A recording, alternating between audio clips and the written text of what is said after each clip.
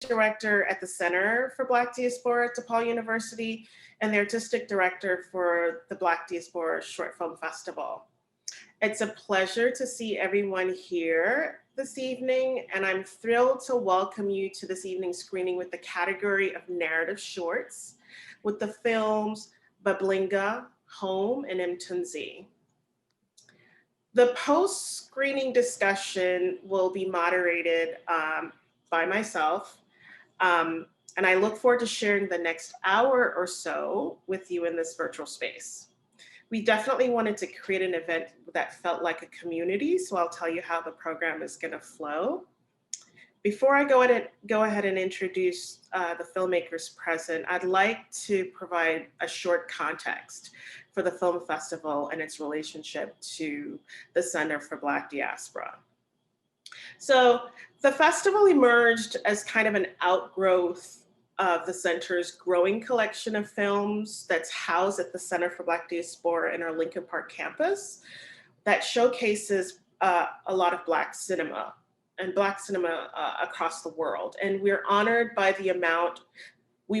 honored by the amount of submissions we received for this inaugural film festival by Black emerging filmmakers. And the selected films we have in the festival are the best crop of films that really explore the nuances, the idiosyncrasies, and the diversity of Black experience in the United States and around the world. But I feel like any event like this requires a lot of people to make it happen. And so I have a round of thank yous to make. And I'd like to first thank my director, Dr. Julie Moody Freeman. And if Dr. Julie Moody Freeman could say hello to everyone so they know who you are. Hi, everybody. Thanks to the filmmakers for coming, and hi to all my friends and to all our attendees this evening. I'm so happy that you're joining us. Thank you, Julie. And I also like to include our staff. We have a dream team, and let me introduce them to you. The first is Catherine Douglas. She's the center's assistant. You want to say hello, Catherine? Hey, everyone. Hope you guys enjoy the event. And also Jennifer Ogwumike. She's also here present with us. And we also have a student worker who's not here this evening. Her name is Jessica Williams, and she was also very crucial to helping to make this happen. I want to thank them for all their diligent work. And also a big thank goes out to the College of Liberal Arts and Social Sciences, and especially the DePaul School of Cinematic Arts, the Department of African and Black Diaspora Studies, and the International Studies program at DePaul. More importantly, we would also like to thank the festival jury, Camille DeBose, Ramon Juelle, and Raphael Nash. A bit of housekeeping. So this program is being recorded and it will be uploaded to the center's YouTube channel in the coming weeks. If you'd like to disable your video, please click Stop Video in the lower left-hand corner. Please keep your microphones off, and we encourage you to watch tonight's program in speaker view by switching your viewing settings in the top right-hand corner. I'll go ahead and introduce our filmmakers here tonight. I want to first start off by saying that Fabien Dao, who's the French / Burkina Faso filmmaker, is filming in Burkina Faso right now and is not going to be able to be here tonight. And so I have to let you know that. However, we have Adewale and Tobogo here in the room, and I'm going to go ahead and just read their bios and then we can move on. So Adewale Olukayode is a writer, director, and comedian born in Lagos, Nigeria, and raised in Brooklyn, New York. A graduate of Brooklyn College with a degree in creative writing, film production, he now studies at Columbia University's MFA program for screenwriting and directing. His films address themes of justice, transformation, and healing. His style is influenced by African cinema, which he spoke passionately about at the Collège de France as a guest lecturer. Tebogo Malebogo was born in the United Kingdom, raised in Canada and Kenya and South Africa. He's a writer, director, producer, currently based in New York. He's the son of a diplomat. His itinerant childhood exposed him to myriad of cultures, which inform his work today. Tebogo is interested in exploring what it means to be a first-generation African born abroad and the characters who wrestle with the need to belong. He's currently developing his first feature film and entering pre-production on another short. I also wanted to, even though Fabien Dao isn't here with us this evening, I still wanted to sort of present his bio. He was born in Paris, and he's the result of an encounter of a French teacher and a Burkinabe film director. After studies in science, his taste for music and cinema drove him to the sound department of FEMIS, which is a film school in Paris. There he directed the Boromo caïman, and 2 years later, he finished the other film called It Rains in Ouaga, which I think is the capital city of Burkina Faso. And tonight, like I said, he's not going to be here, but because he's working on a film in Burkina Faso as we speak. And I just wanted to bring the filmmakers in the room for them to introduce themselves to everyone. I'll start off with Tebogo. Hi there, everyone. Nice to meet you all, and thank you so much for joining us for the screening. Mtunzi is the first short film that I made. I made it back in 2019, and it's based off of a true event that did happen to me within South Africa. And I guess with the film, we were quite interested in exploring space and in exploring context within space, and in just how microaggressions make us navigate places, and just how we get a read on someone within a certain context before they can really explain what's actually happening and what might be going on. Not to give anything away with the film, but I really thank you all for joining us tonight. Okay, great. Adewale, I'll let you wait until we come back. And what we're going to do, just so that people know the program, one of the things we thought that would be great to humanize this viewing experience is to have people watch the film. So what we're going to do is we're going to drop the link in the chat, because Zoom can be crazy. And so we're going to drop the link in the chat along with the password. You can stay in Zoom and just open the browser and just turn off your camera, watch the film, and come back in. And okay, I hope that's clear for everyone. And then Juelle, it runs what, about 8 minutes? This film is about 8 minutes or so. So then when people are done watching, just come back on. And the way we know everyone is here is if you could come back and turn on all your cameras so we know everyone is back in the room. And then we'll have Adewale talk about his film and we'll just jump back out again. So we'll be hopscotching, but I feel it's a great way for us to feel like we're still among each other. We're not having a Netflix experience at home with a remote control. So we're gonna go ahead right now. The link has been dropped, and happy viewing, and we'll see you right here. I'll be here, okay? See you shortly. All right, so that was Mtunzi, and we're gonna go ahead now and have Adewale, the other filmmaker, say a few words to us before he shares his gem with us. Hi, everyone. My name is Adewale Olukaide. Thank you, Tobago, for that wonderful viewing.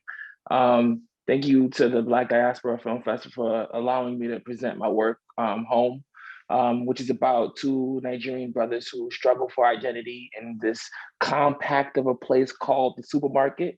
I shot this in 2007. I shot this at the end of 2017, before the coronavirus, before the COVID happened. But now I say it's about two essential workers because they have always been essential workers, but we just have never seen them in that light. So please, I hope that you like this film, watch it, and let me know what you think. Thank you very much. Great, we're gonna go ahead and drop that link in the chat so everyone can see the link and the password and just watch it and enjoy. And I'll see you back here when you're done. See you soon. Well, I hope everyone has been have enjoyed watching the first two films. They're pretty powerful stories and very strong themes. And I am going to, even though our filmmaker Fabien Dao is not here to introduce his film, I'm going to go ahead because folks may not have seen his introduction. I'm going to go ahead and share that with you here. If you give me a moment, I will share my screen and have Fabien tell you himself. Give me 1 second.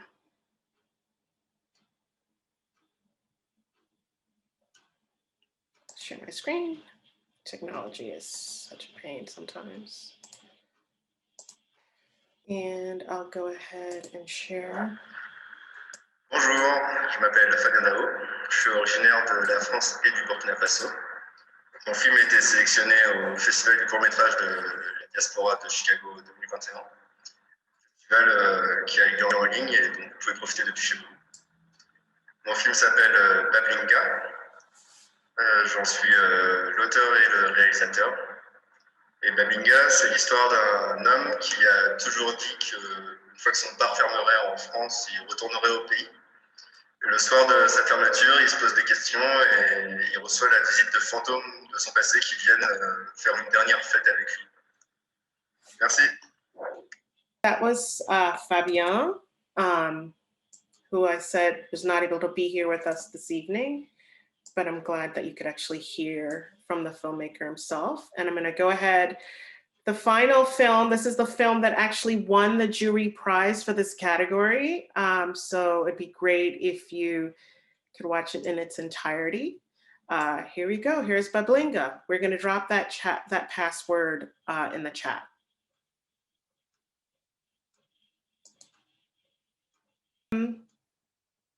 I wanted to bring, of course, Adewale and Tebogo back in the room. I hope you enjoyed all these three films. You know, I think film festivals during a time of COVID is pretty strange, and we all kind of have to pivot to this new experience of watching films together since we can't be in auditoriums or theaters.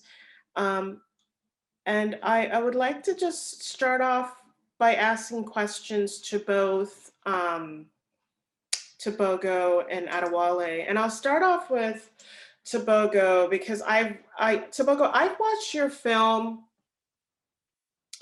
several times, and there's something about it that really, let me put you in speaker view here. There's something about it that I find particularly stunning. One, you know, when this character decided to walk up in these people's houses, I was just like, no, I just don't think that was a good idea. And I was like, what? And she wants you to come inside. I was like, wait a minute. I was feeling kind of like a get out moment here. And so my question to you is this: what is it? First of all, could you contextualize the story for us and why? So this is sort of contemporary South Africa, and why you chose to sort of talk about a story about sort of people's visceral reaction to Blackness in spaces that they don't expect it to be. For sure. And I think that you really summed it up well there. I've really found that people's experiences of it vary depending on where they grew up and their own racial identity as well. I remember for one of the first cuts that we showed people, all of the Black people that we showed just knew from the moment that he went inside the house it wasn't going to end well.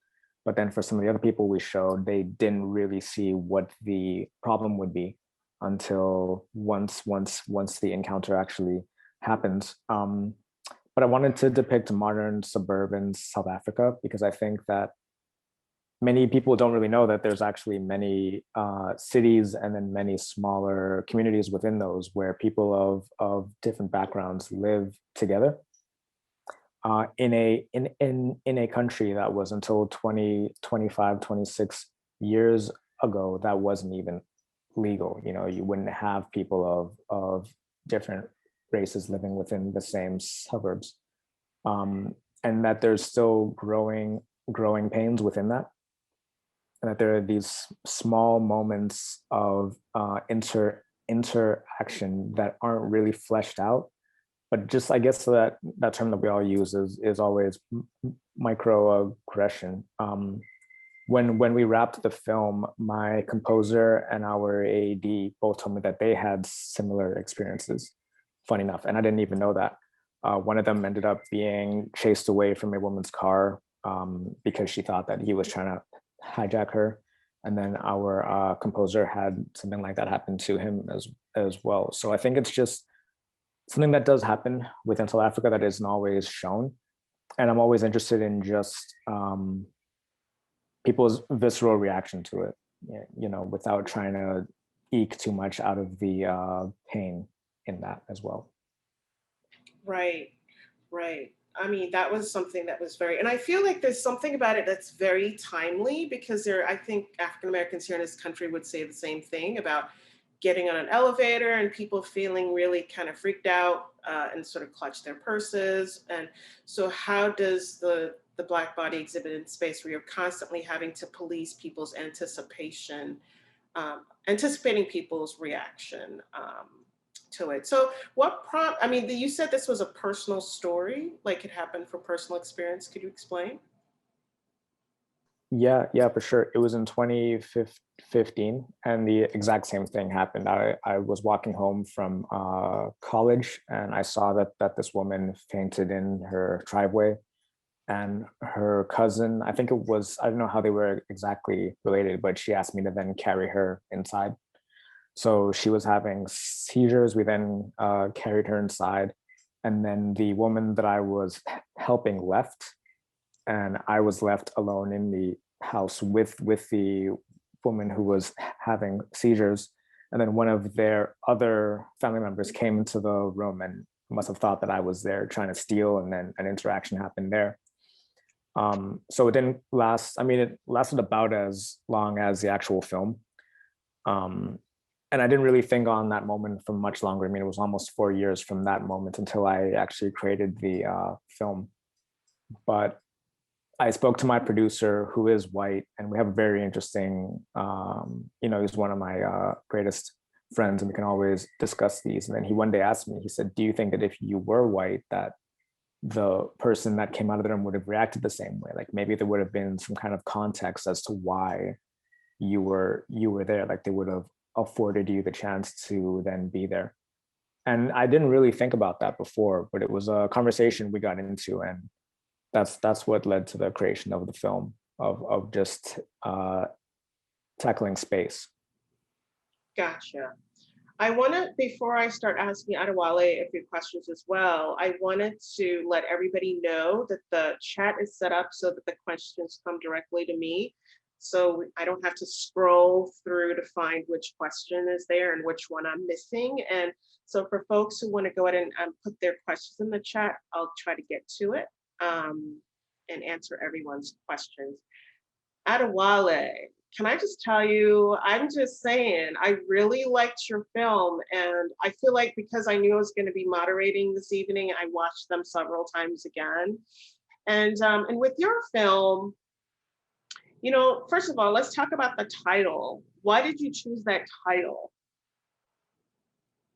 For me, it was always about like an identity story and what the meaning of home is.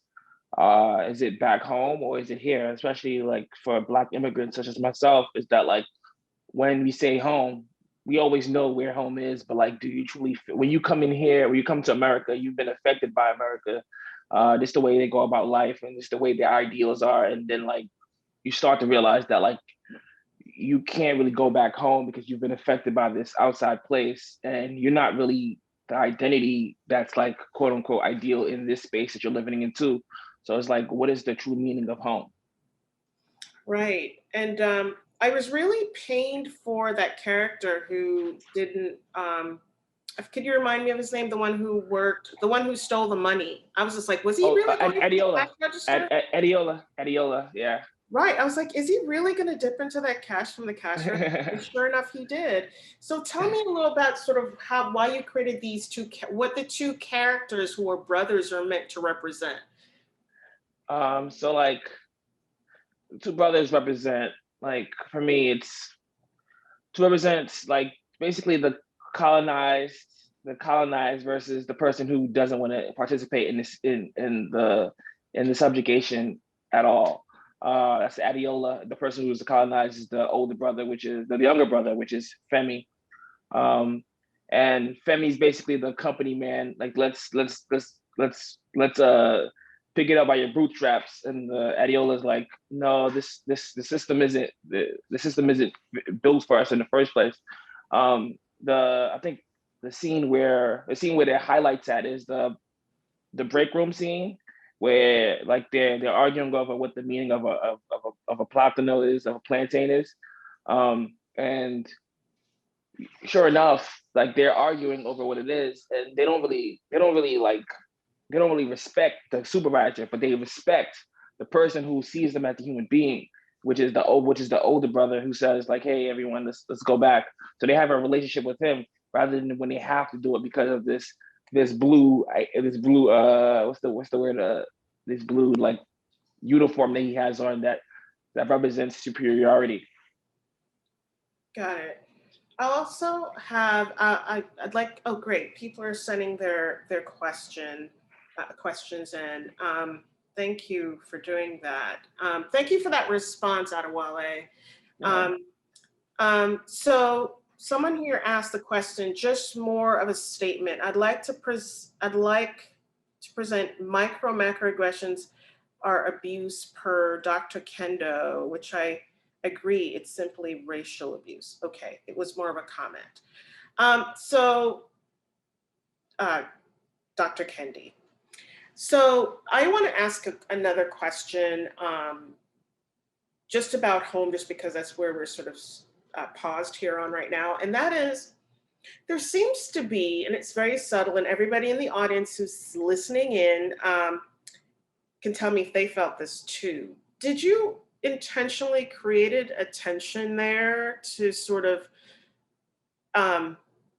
between African Americans and Africans, and that very sort of, you know, the tense relationship between, like the manager was African American, right? And I felt like, were you intentionally trying to have that be a subtext in the story to sort of show the relationships between Africans and African Americans? Well, yeah, I want to show the relationship between African Americans and Africans, and also the relationship between superiority and like their underlings. For instance, like the manager, great actor, Aaron Morton, I love him. I told him, I said, hey, this is someone who is like basically someone who is from the neighborhood, right? But he has this position over someone. So he tries to relate to people in a regular way, but also tries to be like the manager, who's like very much like do it or you're fired. And I've had those bosses, and I've had those people who try to relate to me, and I'm like, okay, but you're also my boss. You can't. But it does have the difference between African Americans and Africans, but also the superiority aspect of it as well too. I played with both of those together. Got it. Thanks for that. And Tobago, could you, you know, I think not very many, everybody sort of have this sort of history of South Africa with sort of Mandela, but sort of contemporary South Africa. How do you think race relations still play in contemporary South Africa? And do you see your film as a way of saying, like, on the surface, it appears everything is sort of like pluralistic, multiracial, and everyone is, you know, getting along kumbaya, but in very intimate moments and instances, it can become deadly. Because if that character in that house had a gun, the guy who came to help would be dead. And I can only springboard this question to sort of what happens or what could possibly happen here in the US, just being in the wrong place, the Black body being in the wrong place at the wrong time, and how lethal that could be. Absolutely. And it's quite an interesting question because, so I'm 26 now, and I'm the same age as South Africa, like in its modern context. So I've only grown up in a scenario where I do have friends of many different cultures and of many different backgrounds, but I also understand that that's not the case for the majority of Black South Africans. Something like almost 80% of Black people within South Africa live below poverty lines. So my film, I would view it as a window into South Africa, but I don't want it to represent the entire story as well. Just because of the privileged nature of being Black and also living in a suburb. Like it's not that normal, but it's also a very particular scenario as well. And concerning whether things are good now and kumbaya now, or if it's more of a ostensibly that way.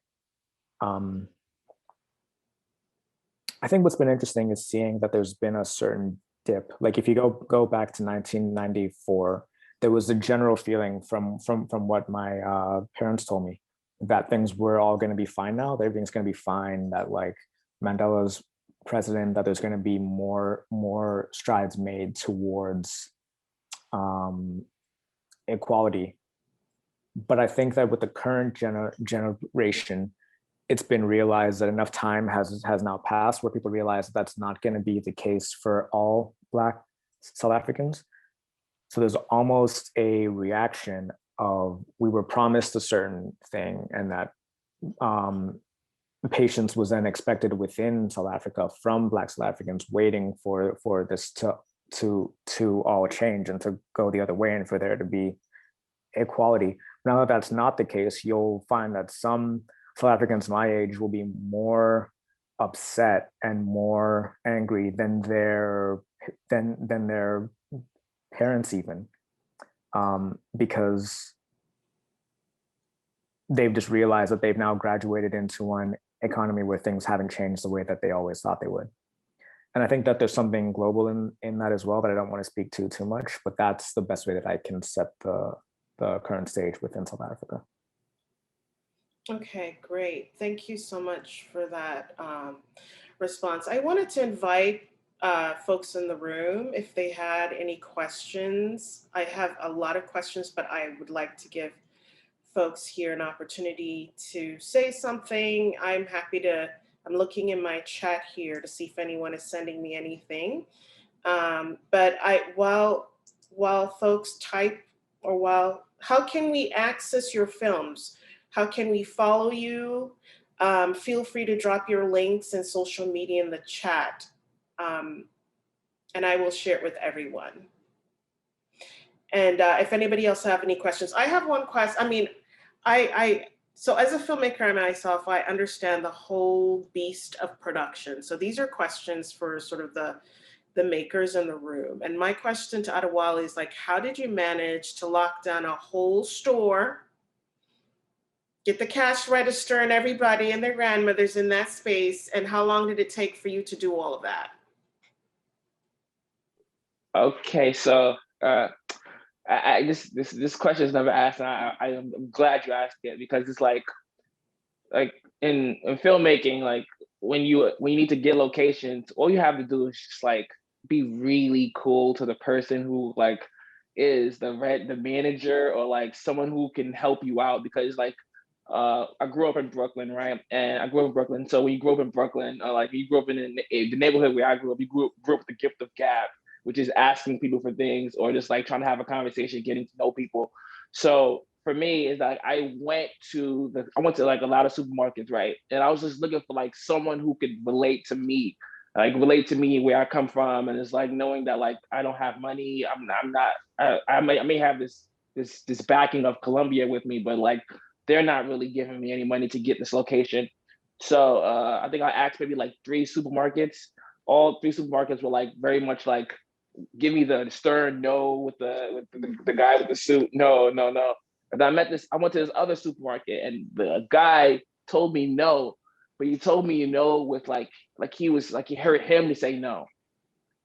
And I can sense that. I think the guy from the Dominican Republic, his name is Junior. Every time every time I see him now, I say hi to him. But he told me no with like a sad face, like it was hurting him to say no. But now I kept asking him. I said, "Hey, sir, I want to shoot here, please, if you could." And then like he kept like trying to give me like, "Okay, cool, you want to shoot here." Then it came to money. When it came to money, I was like, "Okay, cool, I got him now." And I was like, "Okay, cool, I don't have money. I don't have this. He's like, "Okay, cool, give me whatever you can give me." It's like people who are in this grocery store are helping you out. What can you give them? Meaning that like I would have to pay the people who are just working that shift, the people who are working the night shift.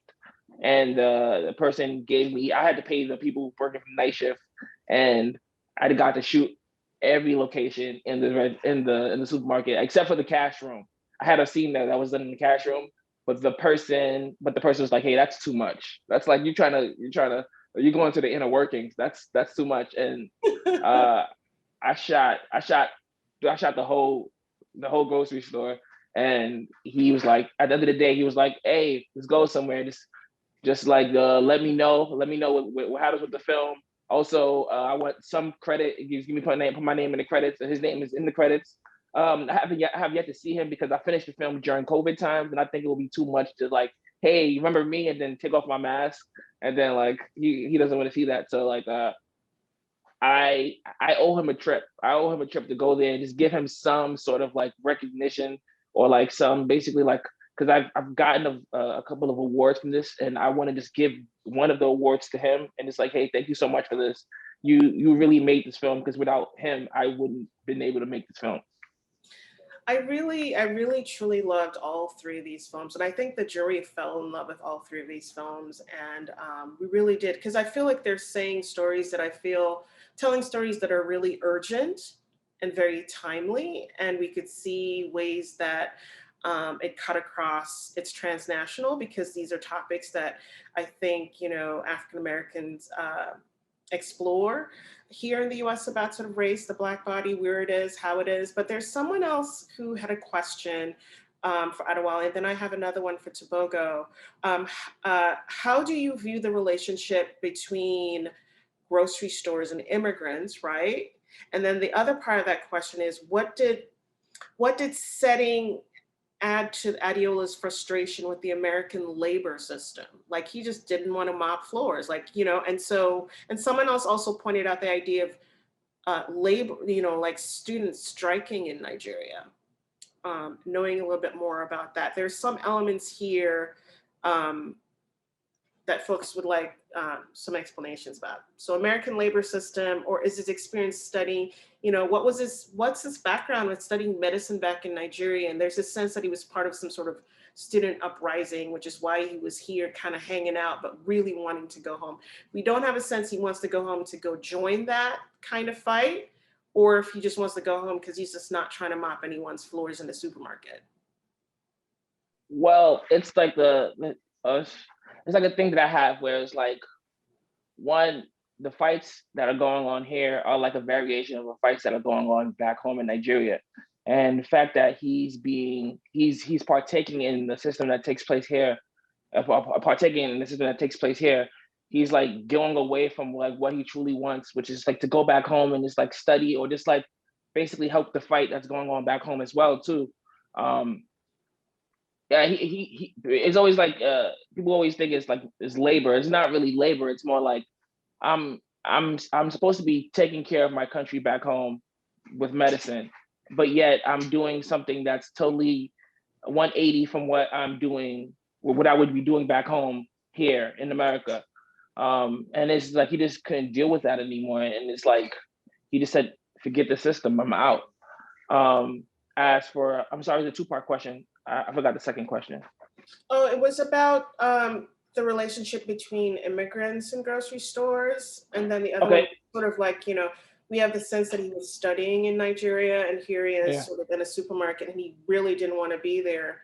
And the, you know, just feeling just the, just not embarrassed, but just feeling somehow like he's an aspiring, you know, medical doctor and he's mopping floors. Yeah. So like that is, so the relationship between immigrants and supermarkets, if you go to any supermarket, all the food is from somewhere else. All the people working there are like from somewhere else. Everyone comes to partake in this this hub of American capitalism, which is a grocery store. It's like kind of like imported labor versus imported goods, right? So imported labor, imported goods. When you see in the way people treat grocery store workers, like it wasn't until the pandemic that they realized that they were essential. Yeah, when you needed your groceries, they were essential workers. But like me, I worked in a grocery store. I knew we were essential from when I started back then. Because if I'm not working, you can't get your groceries. But the way I was treated there, it was totally like, it didn't resonate with people that way.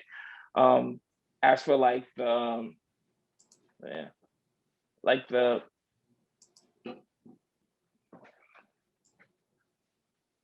yeah, as for like this like the simple thing of like of him not wanting to be here, it's the younger brother. The younger brother has ascended to like this. He's basically taken this system and taking it for like what he wants. And he just basically like is like being promoted, and his younger brother is now being promoted over him.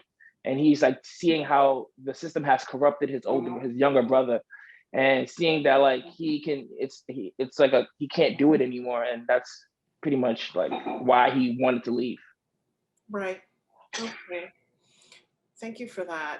So I am going to ask Tobogo and then Adewale, and if anyone has any other questions, we can kind of round it up. I'd love to talk about the film Bablinga. I hope everybody enjoyed it. And if anybody wanted to say anything about it, you know, feel free to either, you know, if you want to echo some of the things.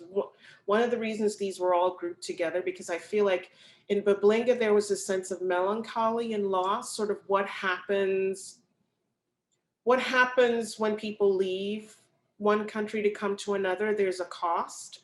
And it wasn't really set up that way. It just so happens that Home and Bablinga has some sort of like thread that ties them together. This older man really wishes, you know, sort of thinking about this, the people he left behind. Now he's an old immigrant man. He's not like the brother in the film Home, who decided to leave and go back, whereas this person stayed, opened a bar, and sort of spent their entire life. So I feel like there's this element of cost and sacrifice that goes into these stories, and they're all very, very, very touching.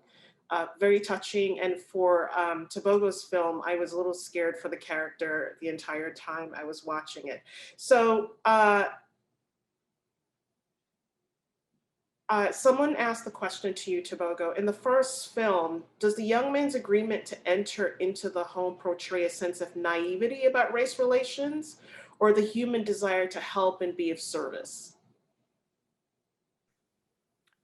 I would say it's more of the human desire to help. And I think it's also that we do see him think it over, right? Like as he sees her fall over, like he doesn't rush on over to go help. He really like looks side to side, and he like really weighs it up before he actually helps out.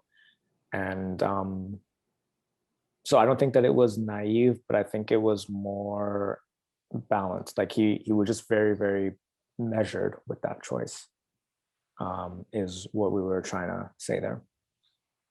Okay, gotcha. Adewale's, the same person actually made a comment about your film. Regarding the film Home, how does the older brother's actions of leaving his younger brother to deal with the theft tied, you know, and how's that tied to African family values? Like he left his brother in a pickle, right? It seems he chose autonomy over protecting his brother, which just seems kind of it's an interesting point. You know, you think that he would protect his brother, but he left his brother in a pickle. His brother could not only lose his job, but possibly get some jail time, and he leaves. And how does that go counter to the idea that you families stick together, protect each other, and so on and so forth? So for me, the through line in this was, am I my brother's keeper? I was shooting the film every time, like the actors had a question.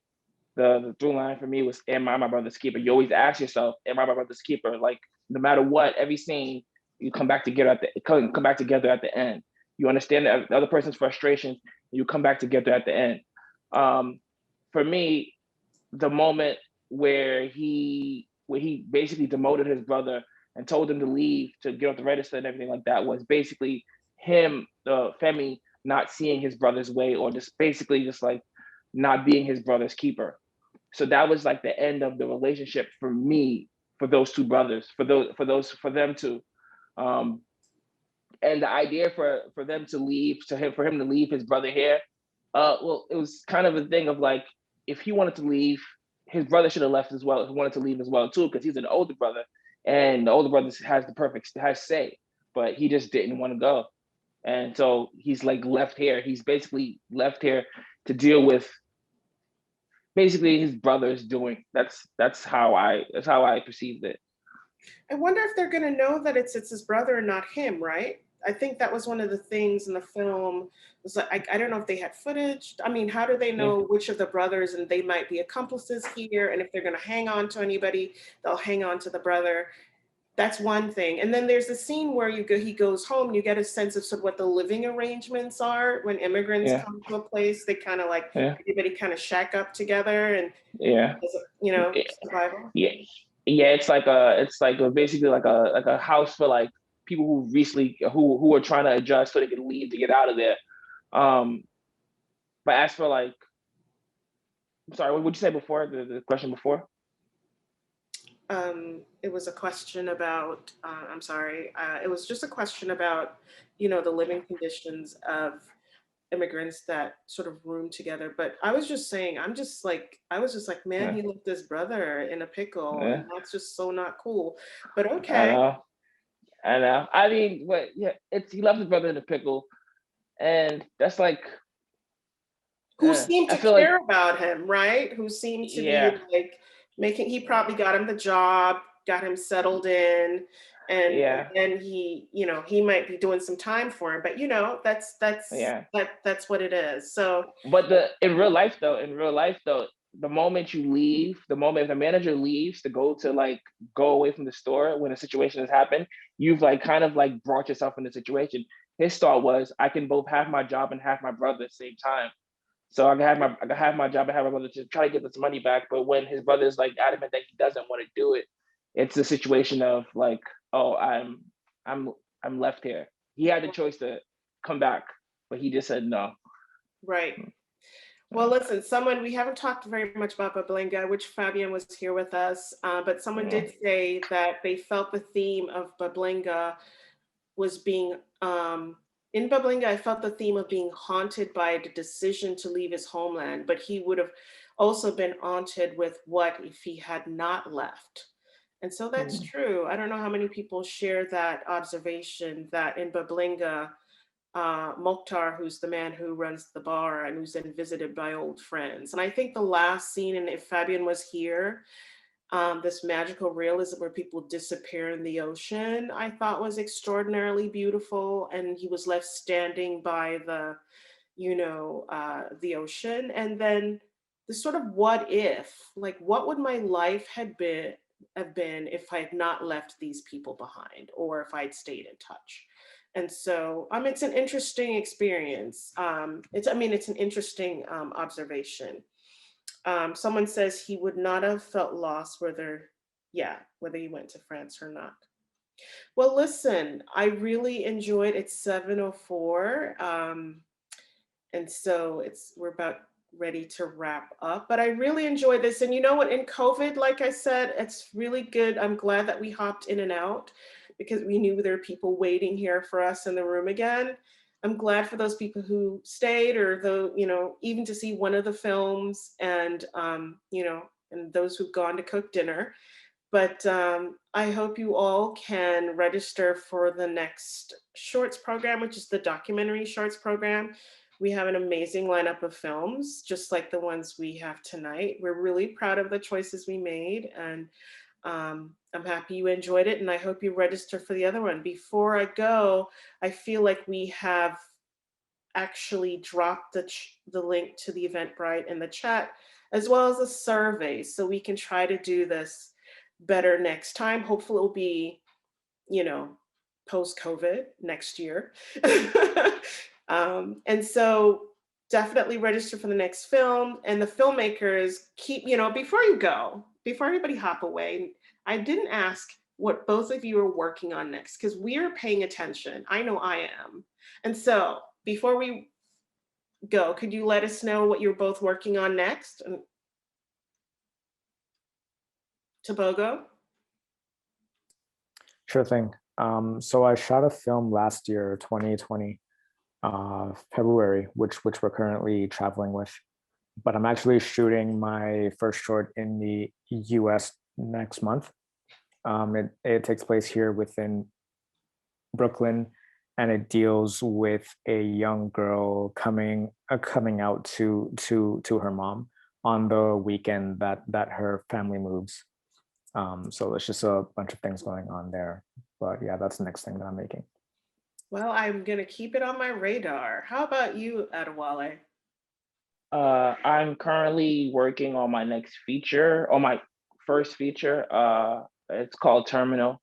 It's about my coming to America, and my coming to America as a young kid, and the breaking up of my family, and also the fact that I was the only African growing up, and I was in a school full of a white private school, and also basically being raised by someone who was very studied in black liberation, and her teaching me lessons about blackness in America.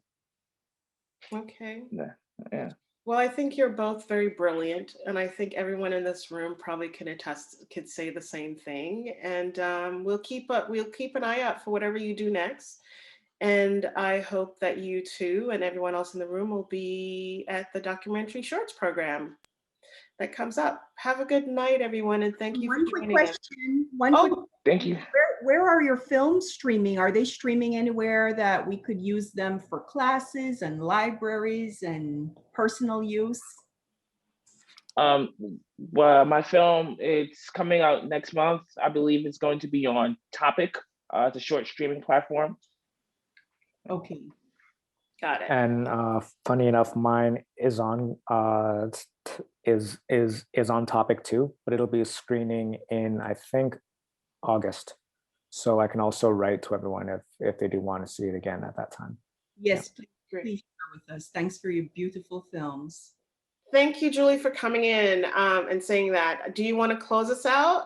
I just want to say thanks to Adewale and Tobogo for those beautiful films, and thanks for everybody for sticking around so long. Have a good night, everyone, and have a great weekend.